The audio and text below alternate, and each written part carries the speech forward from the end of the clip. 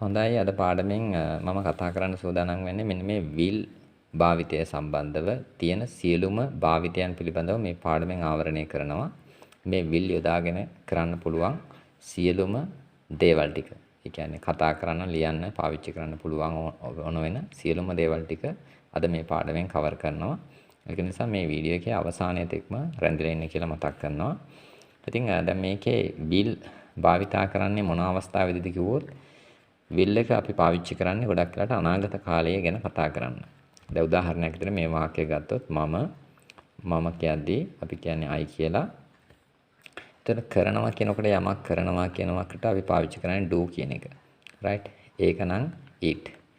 දැන් I do it කිව්වොත් මම ඒක කරනවා. අපි දන්නවනේ ඉංග්‍රීසි වල දෙවෙනිට ක්‍රියාපදේ තමයි පාවිච්චි කරන්නේ. ඒකයි මම මේ කරනවා කියන වචනේ දෙවෙනිට ගත්තේ. ඒතර I do it මම ඒක කරනවා. හැබැයි දැන් මෙතන තියෙන කරන්නම් කියලා. කරන්නම් කිව්වහම ඒක තාම කරලා නැහැ. එතකොට ඉස්සරහට කරන්න තියෙන දෙයක් ගැන කතා වෙන නිසා තමයි මෙන්න මෙතෙන්දී අපි will භාවිතා කරන්නේ. හරිද? will සමග do ආවම තමයි කරන්නම් කියන අදහස එන්නේ. I will do it. මම මේක කරන්නම්. දැන් බලමු දෙවෙනි වාක්‍යය. ඇය ඒක කරાવી. දැන් මෙතන කතරු වෙනස් වෙනවා. මෙතන හිටියේ මම මේ වෙනුවට මෙතන දැන් ඉන්නේ ඇය වෙනුවට අපි දාන she. right? ඒතර අර වගේම තමයි කරනවා කියන වචනේ තමයි මේක ඇතුලේ තියෙන ක්‍රියාපදේ. කරනවා කියද්දී අපි කියන්නේ do නේ. ඒක it. මේ දෙවෙනියට හැමදෙස්සම ක්‍රියාපදේ පාවිච්චි කරන්න ඉංග්‍රීසි වලදී. හරිද? අතන දැන් මේකේ තියෙන කරાવી. we කියලා තියෙනවනේ. අනියමාර්ථය ඉස්සරහට කරන්න තියෙන දෙයක්. හරි? කරાવી කියන්නේ තාම කරලා නැහැ. එතකොට ඒකට කර අනාගත කාලය හැඟවෙන නිසා අපි මෙතෙන්ට පාවිච්චි කරනවා will. එතකොට will එකත් එක්ක do වහම තමයි කරાવી කියන අදහස එන්නේ. She will do it. ඇය ඒක කරાવી. ඊළඟ එකේ ඔයාලට පේනවා ඔහුවත් කාවි. දැන් මේක තේරෙනවනේ ඔයාලට. ඔහු කියද්දී අපි ඉංග්‍රීසියෙන් කියනවා he කියලා. මේක ඇතුලේ තියෙන ක්‍රියාපදය කාවි කියන එක ඇතුලේ තියෙන ක්‍රියාපදය තමයි කනවට කියන්නේ අපි eat කියලා. බත් වලට කියනවා rice. right? එතකොට he eat rice කියොත් ඔහු බත් කනවා. හැබැයි කාවි කියලානේ කියන්න ඕන. අනාගතේ කරයි කියන හංගවන්න ඕන. ඒතර අනාගත කාලේ තාම කාලා නැහැ. ඒතර ඉස්සරහට කන්න ඉන්නේ. එතකොට will දානවා. will eat කියන්නේ කාවි. right? will eat කියන්නේ කාවි. ඒතර ඔහු he කාවි කියද්දි will eat බත් වලට rice. ඊළඟ එක වලට පේනවා වාක්‍ය තමයි ඔවුන් වෙලාවට මෙහාට ඒවි. දැන් මේකේ කතරු වෙන්නේ ඔවුන්නේ. අපි පාවිච්චි කරනවා they කියන වචනේ. right. ඊළඟට මේ වාක්‍යයේ කොතෙක් වචන තිබුණත් ප්‍රශ්නයක් නෑ. අපි පාවිච්චි කරන්න ඕන ක්‍රියාපදේ. එතකොට මෙන්න මේක තමයි ක්‍රියාපදේ වෙන්නේ. ඒවි. අපි දන්නවා එනවා කියනකොට ඉංග්‍රීසියෙන් කියන්නේ come කියලානේ. එනවා කියන්නේ come. හරිද? ඒවි we කියන අදහස ගන්න දැන් ඔයාලා දන්නවා මොකද්ද පාවිච්චි කරන්න ඕන කියලා. will. හරි? will සමග come ආව තමයි ඒවි වෙන්නේ. හරි? they will come. ඒගොල්ලෝ ඒවි. වෙලාවට මෙහාට. ඒවි කියන්නේ කොහාටද? මෙහාටනේ. අර will come කියන්නේ ඒවි. කොහාටද ඒවි කියන්නේ වෙලාවට. මෙහාට. මෙහාට කියද්දි ට කියද්දි දානවා to. මෙහා කියනකොට මෙහාට කියද්දි අපි කියන්නේ here කියලා. හරි? එතකොට to here කියන්නේ මෙහාට. right? here කියන්නේ මෙහි කියන අදහස. they will come to here. ඒගොල්ලෝ එහි ඒවි මෙහාට වෙලාවට. වෙලාවට කියන්නේ දැන් අපි පාවිච්චි කරනවා on time. වෙලාවට කියද්දි ඉංග්‍රීසියෙන් කියන්නේ අපි on time. right? අපි බලමු ඊළඟ එකේ මොකද වෙන්නේ කියලා. මිනිසුන් හෙට වැඩට ඒවි. දැන් මේකේ කතරු වෙන්නේ මිනිස්සු. right? ක්‍රියාව කරන්නේ මිනිස්සු. මිනිසුන්ට ඉංග්‍රීසියෙන් කියනවා people. හරිද? මේකෙත් ක්‍රියාපදේ වෙන්නේ ඒවි කියලානේ. එනවට වචනේ වල දැන් දන්නවා. එනවට කියන්නේ come කියලා. ඒවි අනාගත කාලයනේ හඟවන්නේ. we කියලා අදහස් කරනවා. එහෙනම් will come. ඒතර will come කියන්නේ ඒවි. ඒවි කියන්නේ වැඩට. ට දානවා නම් to දාන්න ඔයාලා. right? වැඩවලට කියන්නේ the work. work කියන්නේ වැඩවලට. ඒතර මේක නාමපදයක් නිසා නාමපදයට ඉස්සරහින් අපි ගොඩක් වෙලාට the පාවිච්චි කරනවා. එහෙනම් they will come to the work හෙට. මේ කාලය හංගවන වචනයක් නෙමෙයි tomorrow කියලා කියන්නේ. හරිද? හෙට කියන වචනේ කියන්නේ tomorrow. ඒතර ඒක කාලය හංගවන එක. කාලය හංගවන වචන අපි දාන්නේ වාක්‍යයේ අවසානයේට. right? ඒතරම් මම tomorrow කියන වචනේ අගට යෙදුවා. people will come to the work tomorrow. මිනිස්සු හෙට වැඩට එවි. හරිද? මම හිතන්නේ ඔයාලට ටික තේරෙන්නේ නැති. ඊට බලමු තව උදාහරණයක්. මේ අනාගත කාලය ගැන පැහැදිලි කරගන්න. ළමුන් ලබන සතියේ පාසල් යාවි. දැන් මේකේ කතරු වෙන්නේ ළමුන්නේ. ළමුන් කියන්නේ ඉංග්‍රීසියෙන් children. හැමතිස්සෙම කතරු ක්‍රියාව කරන කෙනා මුලට ගන්න. හරිද? මේකේ ක්‍රියාපදේ යාවි. ඒතර යනවා කියන එක තමයි මේක ඇතුලේ තියෙන ප්‍රධාන ක්‍රියාපදය. go. ඒකත් එක්ක will ආවහම තමයි will go කියන්නේ යාවි. යයි කියන්නේ පාසල්නේ. පාසල් කියන්නේ පාසලට නේ යන්නේ. මෙතන පාසලට තමයි යන්නේ. හරිද? මේකට නැති වුණාට පේන්න යන්නේ පාසලට. එහෙනම් to the. right? පාසලට ඉංග්‍රීසියෙන් කියනවා school. right? එතකොට children will go to the school. ලබන සතිය කියන නිසා ලබන කියද්දි next කියලා දාන්න. සතියට ඉංග්‍රීසියෙන් කියනවා week. next week ලබන සතියේ. හොඳයි. දැන් බලමු අපි මෙන්න මේ will කියන වචනේ යොදාගෙන ප්‍රශ්නයක් හදන විදිය. හරිද? ඉස්සරහට අනාගත කාලයේ කෙරෙන්න තියෙන දේවල් ගැන ඉංග්‍රීසියෙන් කොහොමද අහන්නේ? දැන් උදාහරණයක් විදිහට ඔයා හෙට එනවද? තාම මේක වෙලා නැහෙනේ. හෙට එනවද කියලා තමයි අහන්නේ.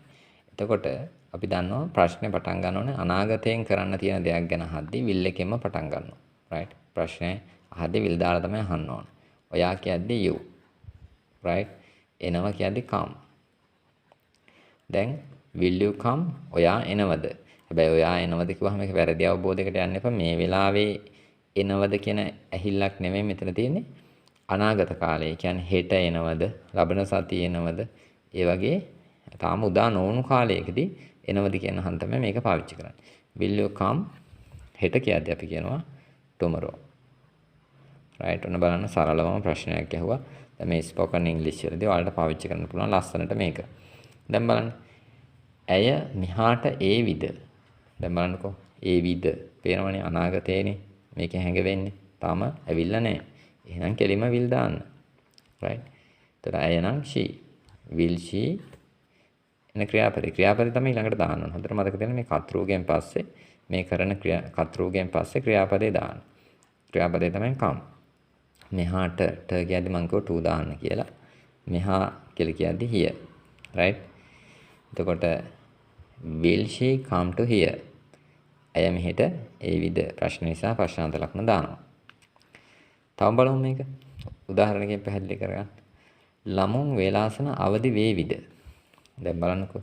විද කියලා අහනවා. ඒකෙත් අනාගතය ගැන හැඟවෙනවා. අවදි වේවිද? තාම අවදි වෙලා නැහැ. එහෙනම් ඉතින් will තමයි මුලට දාන්න තියෙන්නේ.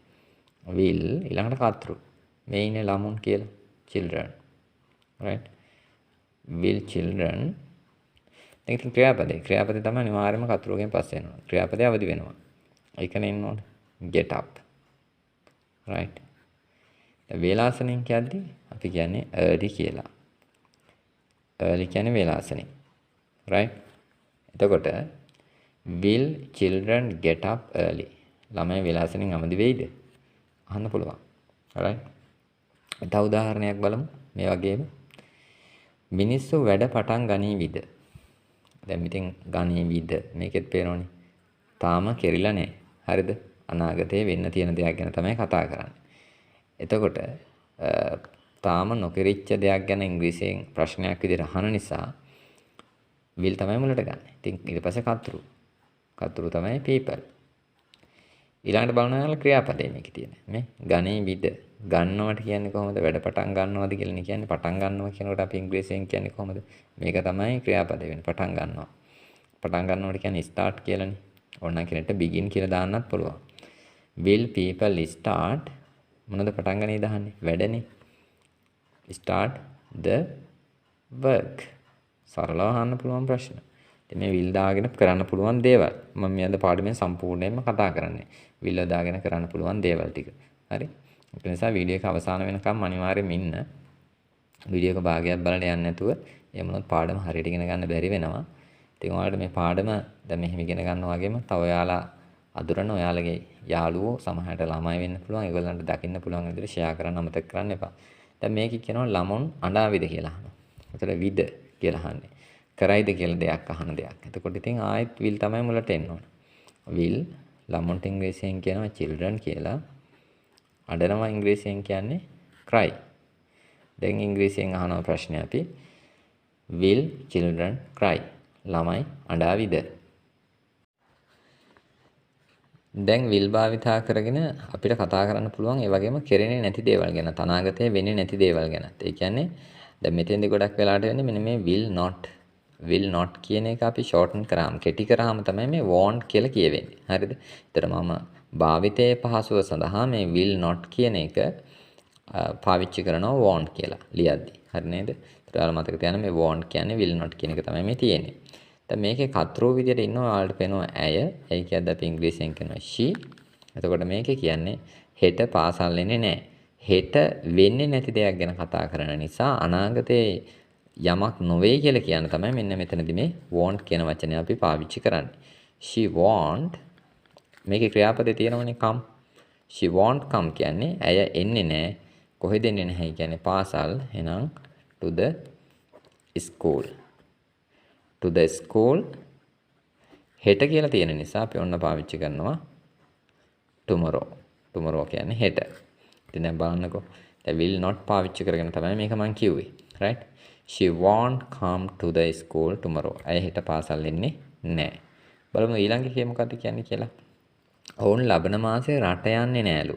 ඉතින් මේකේ කතරු වෙන්නේ ඔවුන්නේ. ඔවුන්ට ඉංග්‍රීසියෙන් කියන්නේ අපි they කියලා. right? they. එතකොට මේකෙත් නෑ කියලා තියෙනවනේ. එතකොට ලබන මාසේ කරන්නේ නැති දෙයක් නිසා තමයි නෑ කියලා තියෙන්නේ. නෑ කියනවා නම් won't දාන්න. right? නෑ කියනවා නම් won't දාන්න. එතකොට මේකේ කරන්නේ නැති දේ මොකද්ද? කරන්නේ නැති දේ තමයි රට යන්නේ නෑලු. යන්නේ නෑ. හරිද? මෙතන අපි travel කියලා ගමුකෝ. හරි? travel එහෙනම් දැන් they won't travel කොහෙද යන්නේ කියන්නේ රටනේ. රටට කියන්නේ අපිට රට යනවා අපි කියනවා overseas කියලා. right? overseas රට යනවට කියන්නේ ලබන මාසේ next month. කාලය හංගවන වචන අපි අගට ගමු. හරිද? කාලය හංගවන වචන අගට ගන්න. හරි? ඉතින් මේක මතක තියාගන්න වීඩියෝ එක තව තියෙනවා. වීඩියෝ එක අවසාන වෙනකම් ඉන්න. ඉතින් මතක් කරන මේ හරියදිත් ඔයාලා මේ වීඩියෝ එක බලලා ඔයාලගේ අදහස මොකක්ද කියලා කමෙන්ට් තීරුවේ සඳහන් කරන්න. ඒ වගේම ලයික් එකක් දාන්න වීඩියෝ එකට. මේකේ කියනවා අපි ලබන මාසයේ වැඩට එන්නේ නැහැ. හරිද? එතකොට ඒකත් ලබන මාසයේ වෙන්න තියෙන දෙයක්. එතකොට අපි නම් ඉංග්‍රීසියෙන් කියනවා කතරු අපි පාවිච්චි කරනවා be. ඒකෙත් නැහැයි කියලා තියෙන නිසා ලබන මාසේ කරන්නේ ලබන සතියේ කරන්නේ නැති දෙයක්. ඉතින් කොහොම වුණත් අනාගතයේ යමක් කරන්නේ නැත්නම් won't පාවිච්චි කරන්න. ඒ කියන්නේ will not. හරිද? ඒතකොට මොකද්ද මේක කරන්නේ නැත්තේ? එන්නේ නෑලු. එනවට ඉංග්‍රීසියෙන් කියන්නේ come නේ. එහෙනම් we won't come කිව්වොත් අපි එන්නේ නෑ. කොහෙද එන්නේ නෑ කියන්නේ? වැඩට. turn to දානවා. වැඩවලට කියනවා අපි work. එහෙනම් we won't come to work. ලබන සතියේ එන්නේ නැහැ කියන්නේ ලබන කියද්දි next කියලා දාන්න. ලබන කියද්දි next කියනවා. සතියට ඉංග්‍රීසියෙන් කියන්නේ week කියලා. right? next week. ලබන සතියේ. we won't come to work next week. අපි ලබන සතියේ වැඩට එන්නේ නැහැ. ඉතින් බලන්නකෝ මේ will කියන එක භාවිතා කරලා කරන්න පුළුවන් දේවල් ගැන තමයි අද මේ පාඩමෙන් කතා කරේ. එතකොට මම මේ පාඩම කියලා දීපු දේවල් ඔයාලා බලන්න ඔයාලට තේරුණාද කියලා. ඉතින් ඔයාලට පුළුවන් මේ වගේ මම මේ කරපු වාක්‍ය රටාවන් වගේම වාක්‍ය රටා ටිකක් ඔයාලට අලුතින් හදන්න, අලුතින් හිතන්න, වෙනස් කරලා හදන වාක්‍ය ඔයාලට පුළුවන් කමෙන්ට් තිරුවේ කමෙන්ට් එකක් විදියට දාන්න. හොඳයි. එහෙනම් අපි අලුත් පාඩමකින් නැවත හමු වෙමු.